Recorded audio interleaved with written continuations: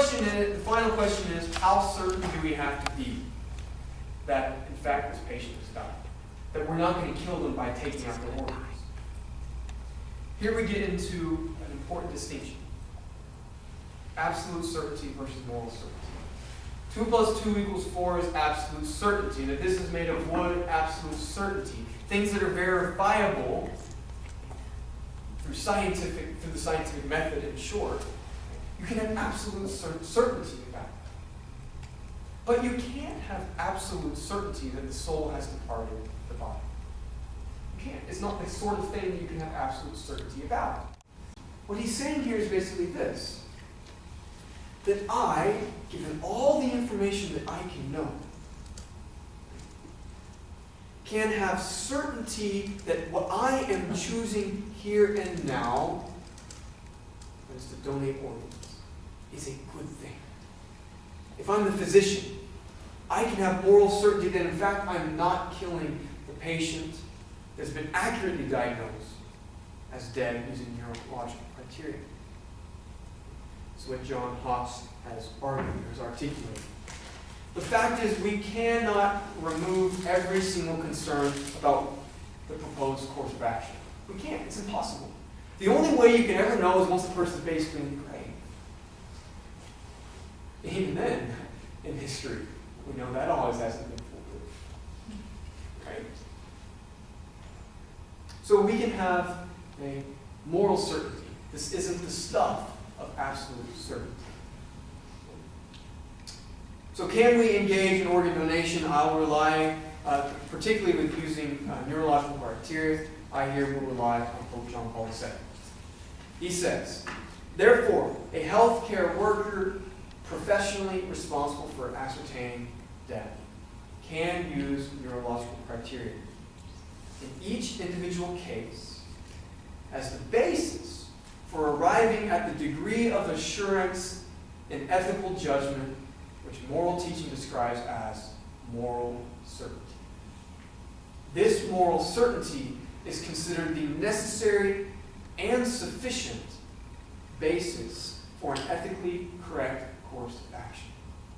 What he's saying to physicians is, you can do this in good conscience.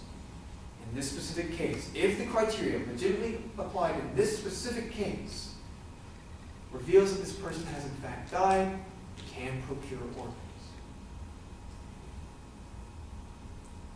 So, to conclude then,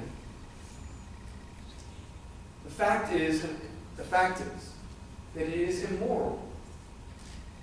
It is costly. It's also very psychologically troubling to keep a corpse on a ventilator. If the person has died, it's very troubling to keep a corpse on a ventilator. That being said, it's equally, if not more, immoral and troubling to cause the death of a human being so that organs can be obtained, so that you can save the life of another person. To be treated as a means to a further end. That's also gravely problematic. Given what we know in our current medical, philosophical, theological milieu, it is safe to say that we can pursue either course and be morally okay. Each course of action, of donating or not donating, is equally, I think, legitimate. Each course, each choice is supported by good people who love life, who respect life, who are faithful to the church, who are faithful Christians. We're not talking about the evil monsters out there. We're not talking about people who say, hey, let's kill human beings so we can take their organs. We're talking about good people making good decisions who agree with the respect and dignity of the human person that we believe as pro-lifers, as Christians. So I suggest we need to keep an ear to the ground. Changes will happen. Philosophical arguments will be made clearer. Medical facts will become more prominent and more known. New research will be done. So in the meantime, we are called to prudently discern the right course of action in the cases that we find ourselves. For you here, can I give my organs? Can I sign that organ donation card? For the physicians, can I engage in the surgery to remove the organs? For a recipient, is it okay for me to take organs from someone?